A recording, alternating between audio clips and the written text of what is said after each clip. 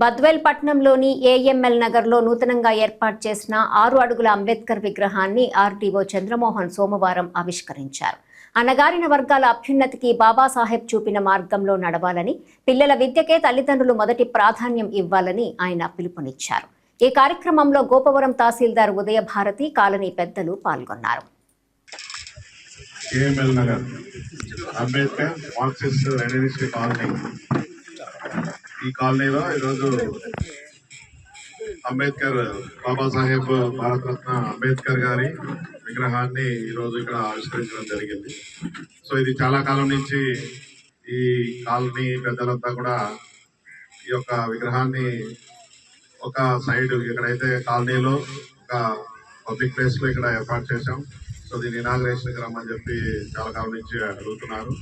So అయితే దాన్ని inaugurate చేయడానికి ఈరోజు నిర్ణయించడం జరిగింది. సో మీకు అందరికీ తెలుసు, అంబేద్కర్ గారు గొప్ప అభ్యుదయవాది, రాజ్యాంగ నిర్మాత. సో ఈరోజు మన రాజ్యాంగము అన్ని దేశాల రాజ్యాంగం కంటే మన రాజ్యాంగము చెక్కు చెదరకుండా సో ఎప్పటికప్పుడు తగినటువంటి మార్పులు చేసుకుంటూ ఈరోజు చిరస్థాయిగా ఉంది అంటే అది ఆయన గొప్పతనం.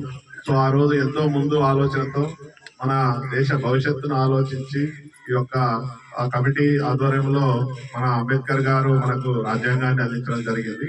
సో ఈ రోజు కూడా మన దేశంలో విభిన్న భాషలు, ప్రాంతాలు, జాతులు ఇన్ని ఉన్నప్పటికీ సో అందరికీ స్వేచ్ఛగా, అంటే ఎవరికి కూడా ఇది లేకుండా అందరూ కూడా స్వేచ్ఛగా స్వాతంత్రంగా ఈరోజు మనము ఈ ప్రజాస్వామ్యాన్ని విజయవంతంగా మనం కొనసాగిస్తున్నామంటే అది ఆయన యొక్క గొప్ప ఆలోచన.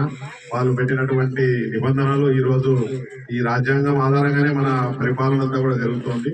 సో కాబట్టి ఈ సందర్భంగా ఆయన యొక్క విశిష్ట సేవల్ని మనం గుర్తు చేసుకుంటూ సో అందరికీ కూడా నమస్కారం. Thank you.